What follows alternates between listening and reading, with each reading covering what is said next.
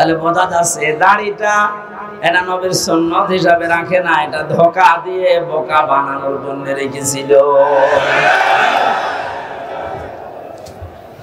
আল্লাহ বলেন কিয়ামতের সবচাইতে বড় আপন বন্ধু যারা, এই মানুষগুলো নিজেরা নিজেদেরকে পরিচয় দেবে না।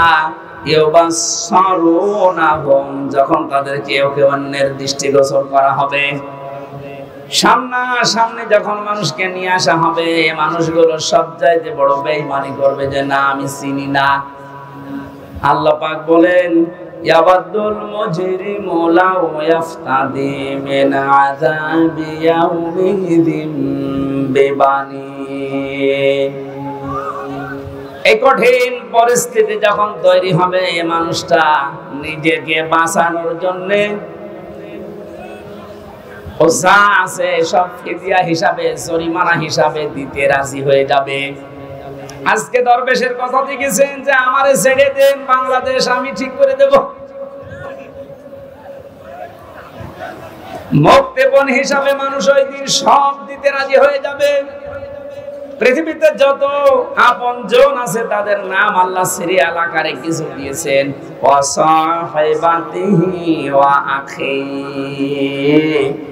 প্রথমে মানুষ তার স্ত্রী সন্তানকে বলবে আল্লাহ তুমি এগুলো নিয়ে যাও, আমার ভাইকে তুমি নাও।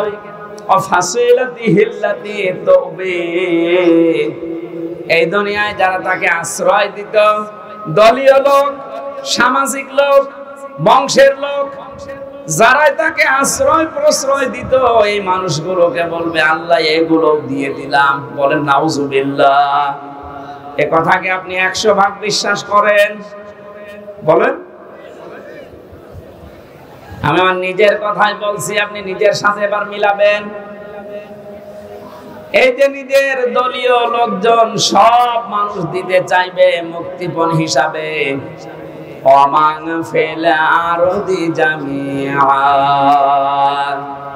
এমনকি দুনিয়ায় তার স্থাবর অস্থাবর যত সম্পদ ছিল সব আল্লাহকে বলবে আল্লাহ নিয়ে নেন। সুম্মা ইউনজি, এরপরও আমাকে আপনি নাজাত দেন, বাঁচান। মুক্তিপণ হিসাবে যেগুলোর নাম বললাম, নিজের স্ত্রী সন্তান, ভাই ভক্তর, দলীয় লোক, দুনিয়ার সব স্থায়ী অস্থায়ী সম্পদ, কোরআন কিছু আছে, সব দিতে রাজি হবে। কোরআন বলছে এরপরেও বলবে আমাকে বাঁচান, আমাকে ছেড়ে দেন। আল্লাহ পাকও জানিয়েছেন সঙ্গে সঙ্গে কাল্লা, কখনো না।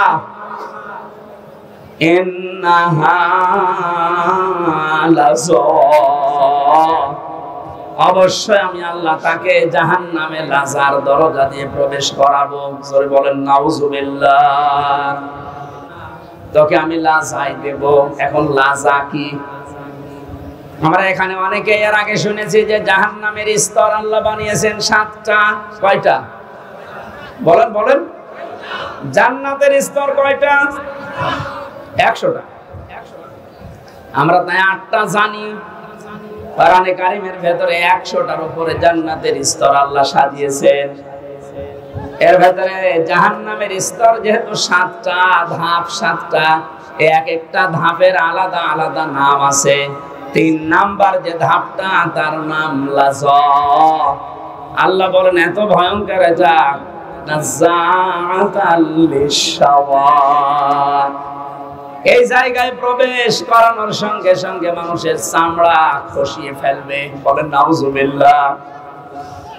এই পৃথিবীতে যত রকমের শাস্তির জায়গা আমি জীবনে যত দেখেছি, এই যে আয়না ঘরের নাম এখন শুধু শুনছি, আগেও বলতে পারতাম কিন্তু আমার বলতে দেয়নি। আমিও মাটির নিচে ছিলাম, গুম হয়েছিলেন এই যে আপনাদের এলাকার সন্তান। কত মানুষ গুম হয়েছিল এই দেশে। অনেকে বলেছে কি করেছে যে তাদের এত কিছু বলা লাগবে, গালি দেওয়া লাগবে। বাংলাদেশে যদি জালেমেরা কিচ্ছু না করে থাকে, ওদের শাস্তি দেওয়ার জন্য, বরদোয়া করার জন্য আয়না ঘরে যথেষ্ট। আপনি শুধু নাম শুনেছেন, এদের বাস্তবতা কত নির্মম। একটা পশুর সাথেও মানুষ এত নিকৃষ্ট আচরণ করে না। আমার সাথে যে মাওলানা ছিল মুফতি ফখরুল ইসলাম, উনি বলছিলেন আমাকে নিয়ে প্রথমে আমার এই হাঁটুর ভেতর দিয়ে হাত দিয়ে হ্যান্ডকাপ দিয়ে 24 ঘন্টা বেঁধে রাখতো একটা তারের সাথে। শুরু টয়লেট করার জন্য 1.5 থেকে 2 মিনিট সময় দিত, খাওয়া দাওয়ার জন্য কয়েক মিনিট দিয়ে 24 ঘন্টা এভাবে বাঁধা। ঘুম নেই, একটু ঘুম যদি আসে গরম দিত। আপনি বলেন তো কোন বিড়াল বেঁধে রাখে মানুষ, পাখি খাঁচার ভেতরে রাখে, তারপরে তো কঠিন আচরণ করে। এরপরেও যদি জালেমরা নিজেদের জুলুমের ফেরেশতা খুঁজে না পায় যে কি করেছি আমি যে আমার পদত্যাগ করা লাগবে, প্রকাশ্য গুলো তো বাদই দিলাম, গোপনে যেটা এইটাও যদি এখন সামনে ভালোভাবে নিয়ে আসেন, আপনি যে জালেম ছিলেন পৃথিবীতে তামাম দুনিয়া স্বীকার করবে। এই জন্য উপদেষ্টার যারা আছে তাদের একজন আসিফ, এই ছেলেটা জানিয়েছে বাংলাদেশের আইনা ঘর যেখানে যেখানে আছে এগুলো ধ্বংস করা লাগবে না, এগুলো রেখে দেন, মানুষ যেন দেখে বসে যে পৃথিবীর ময়দানে বাংলাদেশ নামক জায়গায় একটা জালেম ছিল। সাইদ ভাইয়ের মা, মগধ ভাইয়ের মা, ইয়ামিন ভাইয়ের মা, রায়হান ভাইয়ের মা, তোমরা বড়ই ভাগ্যবতী, আনলে ধরাই দিনের জ্যোতি, সালাম জানাই তোমায় ফেরেশতা মা, সালাম জানাই তোমায় ফেরেশতা। বলেন মারহাবা। আবু সাইদকে নিয়ে কয়েকদিন একটা ভিডিও চলছিল যে ওরা শহীদ হয়নি, নিজে গুলির সামনে বুক পেতে দিয়ে আত্মহত্যা করেছে। এই কথাটা যদি কেউ মন থেকে বলে থাকে, আহলে হাদিসের নামে নাকি একটা লোক এই কথা জানিয়েছে, এই কথাটা যে বলেছে ও যদি তওবা না করে ওর ঈমান চলে গেছে। কারণ এই যে শহীদ এই শব্দটা গরু ছাগলের নামের আগে লাগানো হয় না, এ কত দামি শব্দ জানেন? মানুষ যেন শহীদের বিরুদ্ধে মুখ দিয়ে কিছু না বলে আল্লাহ মুখের উপরে নোটিশ দিয়েছেন, ওয়ালা তাকুলু লিমা ইয়কতালু ফি সাবিলিল্লাহি আমওয়াত বাল আহয়াউ ওয়ালাকিন লা তাশউরুন। আল্লাহ পাক সূরা বাকারার 154 নম্বর আয়াতে জানিয়েছেন, এই মুখ দিয়ে কোনোদিন এই কথা বলবি না যে আবু সাইদ এমনি মারা গেছে, না, ও শহীদ হয়েছে। ও মরে গেছে জীবনও বলবি না, ও জিন্দা, বাল আহয়াউন, শুধু জিন্দা না। আল্লাহ পাক বলেন মানুষের মুখ দিয়ে বলার পরে যে ধারণার একটা জগৎ আছে, মনের একটা জগৎ আছে, ধারণা করতে পারে মানুষ যে মনে হয় মরে গেছে। আল্লাহ ধারণার উপর নোটিশ দিয়েছেন, ওয়ালা তাহসাবান্নাল্লাযীনা কুতিলু ফি সাবিলিল্লাহি আমওয়াতা বাল আহয়াউন ইনদা রাব্বিহিম ইরসাকুন। আমি তো বাস্তব কথা বলছি, ভালোভাবে খেয়াল করেন। এটা সূরা আলে ইমরানের 169 নম্বর আয়াতে আছে। আল্লাহ পাক বলেন পৃথিবীর মানুষেরা ধারণাও করবি না, মুখ দিয়ে তো কোনোদিন বলবি না, ধারণাও করবি না যে শহীদরা মরে গেছে, ওরা তো জীবিত এবং আমি আল্লাহর কাছে ওরা খাবার খাচ্ছে। খাবার খেলে মানুষের শরীরে রক্ত গোশত তৈরি হয় না, হয় না? বলেন না কেন? এটার প্রমাণ গায়বান্ধারে সাব্বির না কি জানো? সাকিব। কবরে দেওয়ার 1 মাস পর যার শরীরে রক্ত পাওয়া যায়, বলেন তো সে যদি খাবার না খাবে তে শরীরে রক্ত পেল কোথায়? নবীজির চাচা হযরতে হামজা রাদিয়াল্লাহু তাআলা আনহু উনি যখন শহীদ হন তাকে 70 টুকরা করেছিল কাফেররা। এত রাগ ছিল তার উপরে, তার লজ্জা স্থান পর্যন্ত কেটে 3 টুকরা করেছে। যুদ্ধ শেষ হয়ে যাওয়ার পরে নবীজি বললেন, নিয়ে আসো লাশের টুকরাগুলো। বিভিন্ন জায়গায় তারা ছড়িয়ে ছিটিয়ে দিয়েছে, সব এক জায়গায় করে আল্লাহর নবী নিজের পাগড়ি মোবারক দিয়ে ঢেকে দিলেন লাশটা। মাথা থেকে হাঁটু পর্যন্ত ঢাকা হয়েছিল, বাকি হাঁটু থেকে পা পর্যন্ত বেরিয়ে যায়। নবীজি নিজেই লতা পাতা পাহাড় থেকে নিয়ে এসে ওই জায়গাগুলো ঢেকে কবরের ভেতরে দিয়ে বললেন, মাবুদ, আমার চাচা হামজার উপরে আমি এখন পর্যন্ত রাজি আছি, তোমাকে বলছি দয়া করে তুমি আমার চাচা হামজার উপরে রাজি হয়ে যাও। ও গাইবান্ধাবাসী, নবীজি যদি কবরের পাশে দাঁড়িয়ে চাচার পক্ষে কথা বলতে পারে, আল্লাহ নারাজ হয়ে যাবে? বলেন। মদিনাতে একবার ঢল হয়েছিল 30 বছর পর, বিশাল আকারে ঢল। এ ঢলে হযরত হামজার কবর ভেঙে স্রোতের মতো রক্ত আসছিল। ওই সময় যারা ছোটবেলায় যুদ্ধ করেছিল এখন তারা বয়স্ক হয়ে গেছে, মুরব্বী। রক্ত আবিষ্কার করতে গিয়ে দেখে অনুসন্ধানে 30 বছর আগে উহুদের ময়দানে নবীজির চাচা হযরত হামজা শহীদ হওয়ার পর কাফের কর্তৃক যেখানে যেখানে আঘাতপ্রাপ্ত হয়েছিলেন ওই জায়গাগুলো দিয়ে এখন ফিনকি দিয়ে রক্ত বের হচ্ছে। উনি যদি খাবার না খাবেন 30 বছর পরে ওনার শরীর থেকে রক্ত আসবে কোত্থেকে? এজন্য বাংলার জনগণ সাবধান, মুখ দিয়ে তো বলবেনই না, ধারণাও করবেন না যে যারা শহীদ হয়ে গেল, মারা গেছে।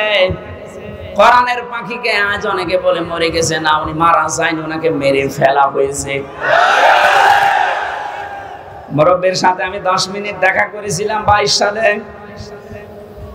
কি সুন্দর কথাবার্তা, কি সুন্দর হাসি। আমার তো একদিন পরে পরে আমরা সংবাদ পেতাম ওখানে, এত কঠিন অবস্থায় আমার রাখতো। যেদিন উনি মারা গেছে তার পরের দিন পেপারে দেখলাম যে উনি মারা গেছে।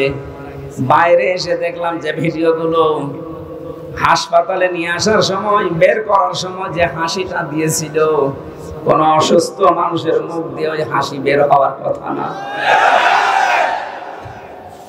অনেকে ধোঁকা দিয়ে বোকা বানিয়ে জেলার আর সুপার এখন স্বীকার করছে যে আমরা উপরের নির্দেশে এটা করেছি। আমাদেরকে বলা হয়েছিল যে সই স্বাক্ষর করে বলেন যে নির্বাহী আদেশে ছেড়ে দেবে। আমরা এই প্রসেস শেষ করে দিলাম।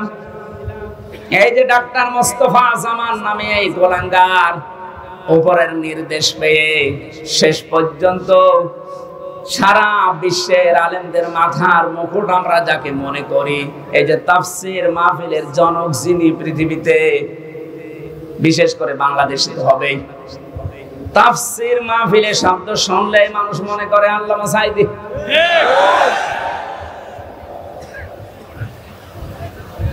কি ছলা কলা করে ষড়যন্ত্র করে তাকে ইনজেকশনের মাধ্যমে দুনিয়া থেকে বিদায় করে মানুষকে দেখিয়েছে, বিশ্ববাসীকে জানিয়েছে উনি এমনিতে মারা গেছে, উনি এমনি মারা যায়নি, ওনাকে যেহেতু মেরে ফেলা হয়েছে সুতরাং উনি শহীদ। কথা বলেন না কেন? আজকে বিমানে আসার সময়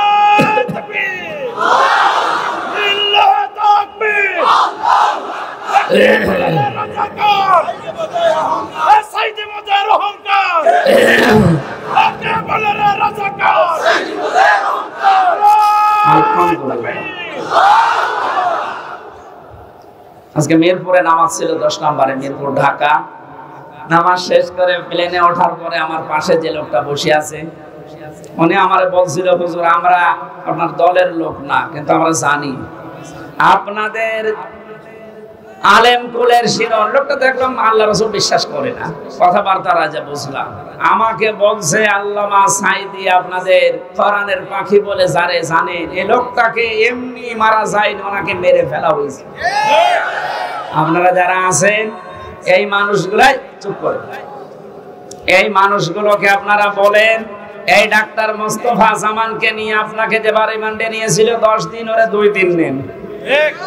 2 দিন একটু রিমান্ডে নেন, অসত্য কথা সব বলে দেবে যে কিভাবে কিভাবে কিভাবে। আমির জামাত ডাক্তার শফিকুর রহমান উদার হয়ে সবাইকে মাফ করে দিয়েছে, কিন্তু উনি একটা শেষ কথা জানিয়েছে, অন্যায়ের সাথে সরাসরি যারা জড়িত এই মানুষগুলোর কোনো ক্ষমা নেই। নবীজি যেমন 13 জনকে মাফ করেছিলেন, বলেছিলেন যদি এরা কাবা শরীফের গিলাফ ধরেও থাকে ওখানে ওদেরকে মেরে ফেলা লাগবে।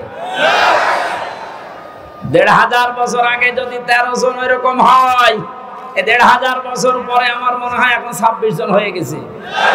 তার ভেতরে এই কালা অন্ডকোষ্ঠ উড়ে গেছে। এরকম আরো যে শয়তানগুলোর কারণে হাজার হাজার মানুষ বিনা কারণে আমার মতো ৩ বছর ৫ বছর ১০ বছর ১৫ বছর জেলে ছিল, এদেরকে আপনি কি জবাব দেবেন? মাফ করে দিলেই সব হচ্ছে? কেউ যদি জালেমকে মাফ করে দেয় সেজন্য মুসলিমের উপর অবিচার করে। এখানে ভক্তভোগী যারা, আমরা তো জানি আমার মেয়েটা আমারে চেনে না, ছোটটা, আমার মনে কি দুঃখ বলেন তো? আমি যদি অপরাধ করতাম আপনি আমার অভাবে রাখতে পারতেন, কিচ্ছু জানি না। কিন্তু সুখের সংবাদ, গত পরশুদিন আমার মামলা সব ঢিসমিস হয়ে গেছে। কারণ বিচারপতি দেখার পরে বলছে কি দেখে বিচার করব, এর ভেতরে তো কোনো মাল নেই। এতদিন আমি বিচার করতাম কিন্তু আমি পারি নাই, উপরের নির্দেশ ছিল তাই। এখন যেহেতু এড়া ঘোড়া, কোনো চাপ নেই, এ মামলার কোনো বিচার সব ফেলে দিলাম। আজকে আমার উকিল দেখা করে বললো যে সব বাতিল করে দিয়েছে। আদালত পর্যন্ত হাসে যে একটা মামলা হইল, আর এইটার কারণে ৩ বছরের জেলে রাখা লাগবে, অথচ সাজাও যদি লাগিয়ে দেয় সর্বোচ্চ ৩ মাস রাখার মতো, অথচ বিনা কারণে রেখেছিল কয় বছর? ৩ বছর।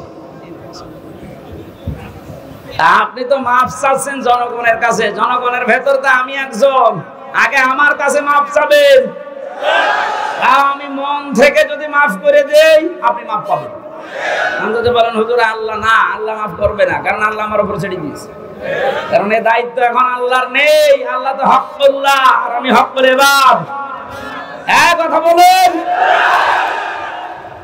আপনি কোন মুখ নিয়ে ব্যারিস্টার আরমানের বোর কাছে মাফ চাবেন বলেন?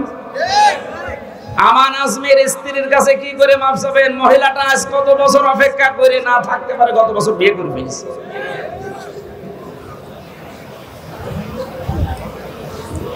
শয়তান পর্যন্ত মনে হয় কান্নাকাটি করেছিল, কিন্তু জালেমদের মনের ভেতরে একটু দয়া আসে না। এত বড় কঠিন হয় মানুষ। একটু জানিয়ে দিতে পারতেন আপনি গোপনেও যে আপনার স্বামী বেঁচে আছে, আপনি ধৈর্য ধরেন, বের হবে। আপনি মেরে না ফেলে বাঁচিয়ে রাখলেন, আর আমরা জানি যে উনি নেই। মেরে ফেললে হয়তো ব্যারিস্টার আরমানের স্ত্রী অন্য জায়গায় বিয়ে করতো, যদি সংবাদ পেত যে আমার স্বামী নেই। এমন অবস্থায় রেখেছিলেন এর 8টা বছর, এত তারপরও কোনো অপরাধে জড়ায় নাই, ভাগ্য ভালো। কথা বলেন এখন, অন্য কোন সাধারণ মেয়ে লোক হলে কত কিছু কত জায়গায় পৌঁছিয়ে দিত।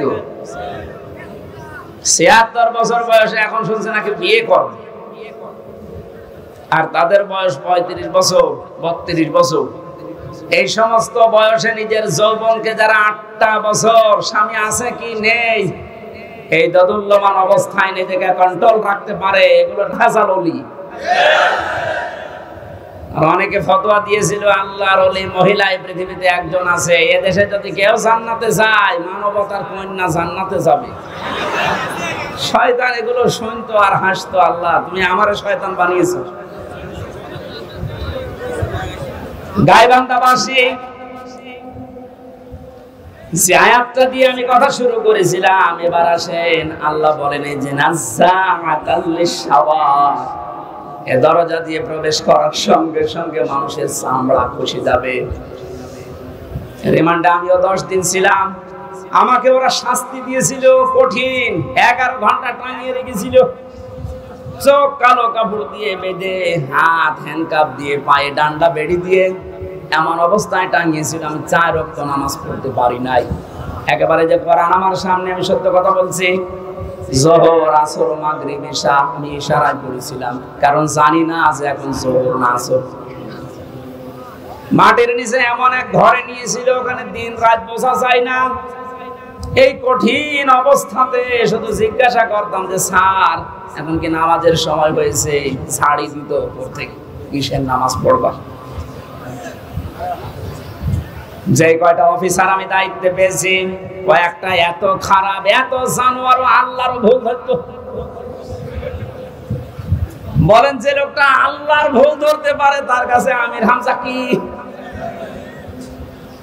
আমরা মাঝে মাঝে নখ তুলে নেওয়ার যে যন্ত্রপাতি গুলো আছে নিয়ে এসে বলতে যে নখ তুলে এইগুলো দিয়ে আর এখন জালেমদের একটু শুধু ডিম মারছে, তাই অনেকের সহ্য হচ্ছে না।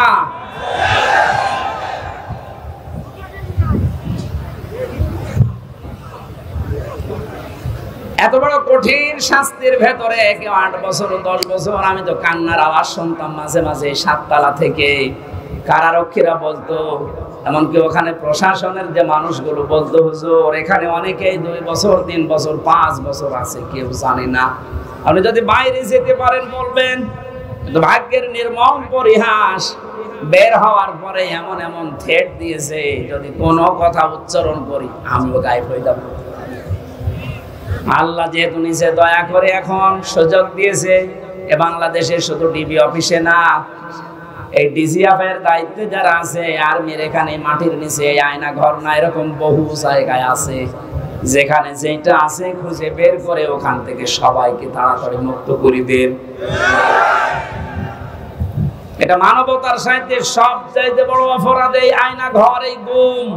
আজকে বিশ্ব গুম দিবস ছিল।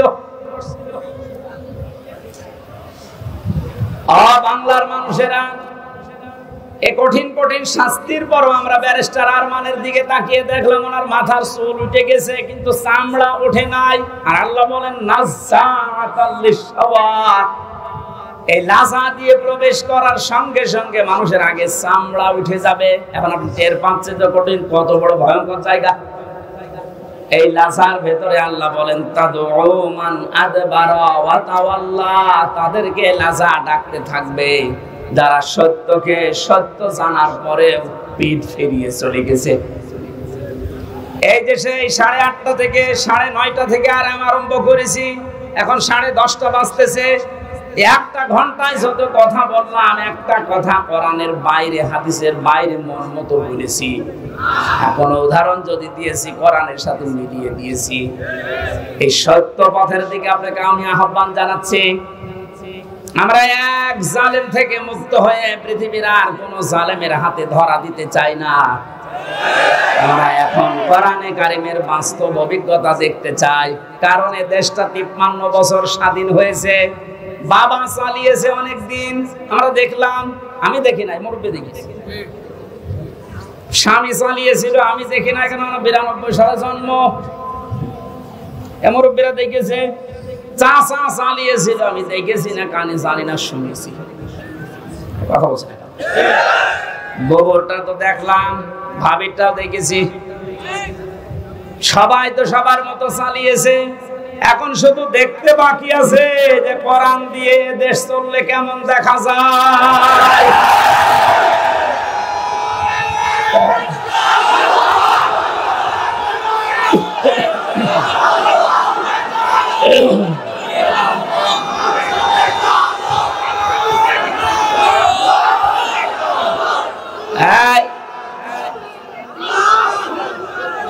আজকে কে যেন ফতোয়া দিয়েছে যে নারায়েত তাকবীর এই শব্দটা বলা শিরক। কারণ নারায়েত মানে নারুন থেকে এসেছে, এটা পাগল। নারায়ণ শব্দটা নারতুন থেকে, নারতুন মানে উচ্চ, তাকবীর মানে আল্লাহর আওয়াজ। তাকবীর মানে কি? নারায়ে তাকবীর, উচ্চ আওয়াজে আপনি তাকবীর দেন, এই শব্দটা এখান থেকে। ওরা নারায়ে এখান থেকে নিয়ে এসেছে, নারুন মানে আগুনের তাকবীর। এটা আমাদের কলবের, অন্তরের এবং আত্মার সাথে মিশে থাকা একটা তাকবীর। এটা হযরত ওমর যেদিন দিয়েছিলেন, কাফেরেরা তাড়াতাড়ি করে দরজা জ্বালানা বন্ধ করে বলছে দরকার নেই, ওর সামনে গেলে মাথা থাকবে না। সুতরাং এই তাকবীর আমরা মরণ পর্যন্ত দিতে রাজি আছি। এই শব্দটা শুনে যারা মৌলবাদ মৌলবাদ বলে অনেকে আওয়াজ তুলেছিল, আপনি আল্লাহু আকবারের শব্দের যদি মৌলবাদ বলে উল্টাপাল্টা ফতোয়া দেন, আপনার জানাজা পড়া, কবরে যাওয়া জায়েজ নেই। কারণ আপনি এমনিতেও জাহান্নামে যাবেন, অমনিও জাহান্নামে যাবেন। তাহলে সত্য পথের দিকে ডাকার পরে আমরা চাই চর্ম চোখে দেখতে যে কোরআন দিয়ে চললে কেমন দেখা যায়। যেহেতু আল্লাহর সাহায্য এবং বিজয় আমরা কিছুটা কিছু দেখতে পেয়েছি। অনেকে এখানে এসেছে, এশার নামাজে হয়তো পড়তেও পারেন, ইযা জাআ নাসরুল্লাহি ওয়াল ফাত। হে নবী, যখন আল্লাহর সাহায্য আপনি আসবে তখন বিজয় দেখতে পাবেন। বিজয়ের ভেতরে যতগুলো কাজ আছে তার অন্যতম একটা কাজ হচ্ছে ফারাআইতান নাসা ইয়াদখুলুনা ফি দীনিল্লাহি আফওয়াজা। সত্যি যদি আল্লাহর সাহায্য এসে যায় তখন আপনি বিজয় পাবেন। আমার তো মনে হয় এত বড় বড় মহারথীরা 17 বছর চেষ্টা করে জালেমের একটু চুল পরিমাণ নড়াতে পারে নাই, কিন্তু ছাত্ররা যা করে দেখিয়েছে, এই বৈষম্য বিরোধী ছাত্র আন্দোলনের এই নেতারা, আমার মনে হয় আল্লাহ আবাবিল পাখির মতো তাদের কাজে লাগিয়েছে। এটা নিঃসন্দেহে আল্লাহর সাহায্য এবং বিজয়। আরে বিজয় আসলে যে 7টা কাজ হয়, তার 1 নম্বরের কাজ হচ্ছে দলে দলে পালে পালে মানুষ ইসলামে প্রবেশ করবে। এই 26 দিনে আমরা যেটা দেখতে পেলাম, হ্যাঁ কথা বলেন না কেন, 25 দিনে 5 তারিখ থেকে 30 তারিখ পর্যন্ত তাকান, কত হিন্দু আমিরে জামাতের হাতে হাত দিয়ে মুসলমান হয়ে যাচ্ছে, কত জালেম পর্যন্ত নিজের জুলুম স্বীকার করে আজ ইসলামে আসতেছে। আজকের একটা জরিপ পেয়েছি, আগস্টের 5 তারিখের আগে এই দেশে মাত্র 20 জন মানুষ চাইতো 100 জনের 20 জন যে ইসলামে দেশে কায়েম হোক, কিন্তু এই 25 দিনের মাথায় এখন অবস্থায় এমন দাঁড়িয়েছে, এই দেশে এখন 100 জনের 35 জন মানুষ চাচ্ছে যে ইসলাম কায়েম হোক। এই সময়টা একটু চেয়ে দেন। বাংলাদেশে যারা একামতে দিনের দায়িত্ব পালন করে, এই মানুষগুলোর যে ইখলাস আমি দেখেছি, আমি তো বাস্তব ওয়াজ করছি ওনার সাথে, আমি 4 দিন থেকে জেলখানায় একেবারে পাশাপাশি আমি দেখেছি লোকটার আমল, লোকটার ঈমান। এই যে পরবর্তী আয়াতে ওটা আসবে, ওনার যে মর্যাদা, ওনার যে ভরসা, তাওয়াক্কুল আল্লাহর উপরে। আমির হামজাকে লক্ষ্যটা এক জায়গায় করলে ওই রকম তাওয়াক্কুল হবে না। আমি কত আলেমকে জেলখানায় কাঁদতে দেখেছি, আফসোস করে, এমনকি আল্লাহকেও দোষারোপ করে, অথচ লোকটা একটা জেনারেল মানুষ, একটা ডাক্তার, কাদের সঙ্গে স্পর্শে এসে কোন জায়গায় যে আল্লাহ পৌঁছিয়ে দিয়েছে তারে। আমি যে প্রথমে বলেছিলাম, কেউ যদি জিন্দা উনি দেখতে চান ওনার দিকে তাকাবেন, কারণ ওনার আমল, ওনার কাজ কারবার, অ্যাক্টিভিটিস, ইখলাস আমি নিজের কাছে থেকে 4 দিন দেখেছিলাম। আমি যুবক মানুষ, এখন 33 বছর বয়স আমার, সারাদিন কোনো কাজ ছিল না, শুধু চিন্তা ছাড়া। তারপরও রাত 9টা 10টার পরে আমি শুয়ে পড়তাম। আরে মুরব্বী মানুষের মাথার উপরে এতগুলো মামলা, ওনার ছেলে ওই সময়ও ছেলে, ওনার স্ত্রী অসুস্থ, ওনার সহকর্মী সহযোদ্ধা যারা এসে হাজার হাজার পালিয়ে বেড়াচ্ছে, হাজার হাজার ছেলে, ওনার দলের প্রতীক নেই, দল নিষিদ্ধ। এরকম কঠিন মুহূর্তে লোকটার চেহারার ভেতরে চিন্তার কোনো ছাপ নেই। প্রতি সপ্তাহে 4টা 5টা করে হাজিরা দিয়ে দিয়ে এই যে 8-9 ঘন্টা গাড়িতে থাকা লাগতো। যখন জেলখানায় এসে পৌঁছাতো রাত 9:30 10টায়, তখন স্যার খাবার খাবেন না? আপনার এই যে এখানে কিছু দুষ্ট লোক আছে, ওদের মাধ্যমে মোবাইল পাওয়া যায়, চুরি করে নিয়ে এসে দেয়। আমার বলছে, হামজা মোবাইল দিয়ে করব কি? কেন আপনার সন্তান আছে, ছেলে, আপনার স্ত্রী অসুস্থ, আপনার দলের লোক সব পালিয়ে বেড়াচ্ছে, একটু খোঁজ নেবেন না? আমারে যেটা শুনিয়েছে ওই কঠিন মুহূর্তে, আমারে বলছে, হামজা আমার সন্তান সহ, স্ত্রী সহ, আমার সহকর্মী সহযোদ্ধাদেরকে আমি আল্লাহর হাতে রেখে এসেছি। আমার তো একেবারে পুরোপুরি বিশ্বাস ওই দিন থেকে যে ওনার এই তাওয়াক্কুলের কারণে এই 25 দিনে 20 থেকে 35-15% মানুষ ইসলামে আসা বেড়ে গেছে। এখানে মানুষগুলোর ইখলাসের আপনি দাম দিতে শেখেন। এদেশের দেশপ্রেমিক হিসাবে যদি এখন 1 নম্বরের তালিকায় থাকে যারা ভুয়া ভুয়া তুলেছিল, তাদের এখন মানুষ চিনে ফেলেছে। বাংলাদেশের একজন প্রতিচর্যা আলেমে দিন মুফতি কাজী ইব্রাহিম বাইরের দেশ থেকে ঘোষণা দিয়েছে, মানে কিন্তু পাগল ছাগল না, 10 জন আলেম যদি এই দেশে থাকে তিনি একজন। ঘোষণা দিয়েছে এই বাংলাদেশে যদি কেউ দেশপ্রেমিক বলে দাবি করে, সেটা 1 নম্বরে জামাত আর শিবিরেরা। বাকি গুলো যারা এগুলো তুলতেছে, এই কথা শুনে নাই, বাকি যারা এগুলো তোলে অধিকাংশ গুলোই মিথ্যাবাদী। দেশপ্রেমের ধোঁয়া তুলছে যে আমি দেশপ্রেমিক, অথচ শরীরের ভেতরে দেশপ্রেমের কোনো চিহ্ন নেই।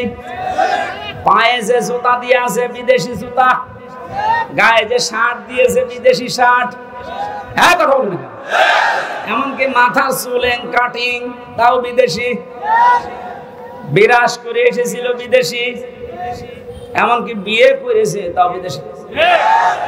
কি বলছে দেশপ্রেম? শয়তান এগুলো দেখে হাসতো, এখন মনে হয় শয়তানের হাসি একটু বন্ধ হয়েছে।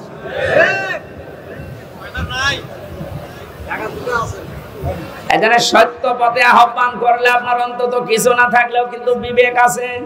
বিবেক থাকার পরও যদি কেউ উল্টা দিকে চলে যান, সে যে দলের লোক হন, আপনাকে আল্লাহ লাজাই দেবে। লাজাই গেলে প্রথমে চামড়া খসে যাবে।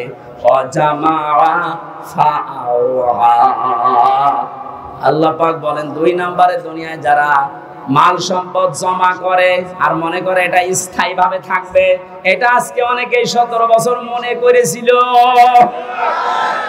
এজন্যই তো পদ্মা সেতুর চাইতেও একজনের টাকা বেশি। এই দরবেশের টাকার পরিমাণ দেখেছেন, শুধু ঋণ ছিল 36,000 কোটি টাকা পদ্মা সেতু বানাতে। 2 নাম্বারই করে লিখেছে মাত্র 32,000 কোটি। তার মানে ওর টাকা দিয়ে আরেকটা বানানো যাবে। এই আয়াতের সাথে 100 ভাগ মিলে গেছে। ওরা মাল সম্পদ জমা করে আর মনে করে এটা স্থায়ী ভাবে আমার কাছে থাকবে, আর হাত ছাড়া হবে না। আল্লাহ এমন ভাবে ধরেছেন, চোখ বন্ধ করার সময় দেয়নি। এই কথাগুলো বলতে বলতে আল্লাহ মানুষের কিছু আচরণ এবার তুলে ধরবেন। এবার আমি সহ যারা বসে আছি প্রত্যেকে আল্লাহর এই আয়াতের সাথে মিলান। ইন্নাল ইনসানা খুলিকা হালুআ। অবশ্যই আমি আল্লাহ মানুষকে বানিয়েছি অস্থির চিত্ত রূপে। সব সময় মানুষ শুধু ব্যস্ত ব্যস্ত ব্যস্ত। 2 নম্বরে ইদা মাসাহুশ শাররু জাযুআ, যখন তাকে কোনো অকল্যাণ স্পর্শ করে তখন হাই হতাশ করে, তখন একেবারে পাগলের মতো হয়ে যায়। ওয়াইদা মাসাহুল খায়রু মানুআ, যখন তাকে কোনো কল্যাণ ভালো কিছু পায় তখন ওই লোকটা কৃপণ হয়ে যায়। মানুষের কিছু চরিত্র বর্ণনা করছিলেন আল্লাহ। আল্লাহ রাব্বুল আলামিন বলেন মানুষ অস্থির, বিপদে পড়লে মানুষ হায় হতাশ করে, নিয়ামত পেলে কৃপণ হয়ে যায়। কিন্তু তারা না, ইল্লাল মুসাল্লিন, মুসাল্লিরা বাদ দিয়ে। কারা বাদ? আমরা এখানে যারা আছি মুসাল্লি কিনা বলেন তো? বলেন বলেন। জীবনে যাই করেন না কেন ফরজ নামাজ ছেড়ে দেবেন না ইনশাআল্লাহ। মুসাল্লি যারা আছে তাদের এবার আল্লাহ 12টা গুণ দিচ্ছেন। সব মানুষের ভেতরে আগের বর্ণিত এই গুণগুলো আছে। এরা অস্থির, নিয়ামত পেলে এরা কৃপণ হয়ে যায়, বিপদে পড়লে হায় হতাশ করে। কিন্তু মুসল্লিদের ভেতরে এগুলো থাকবে না। মুসল্লিদের ভেতরে যেহেতু এগুলো থাকবে না, আর আমরা মুসল্লি দাবি করছি, কোরআন বলছে তোমাদের ভেতরে 12টা গুণ থাকা লাগবে। কয়টা? আজকে এই 12টা গুণের কথা শুনে বাড়ি নিয়ে যাবেন, তাহলে এই মাহফিল সাকসেস হবে।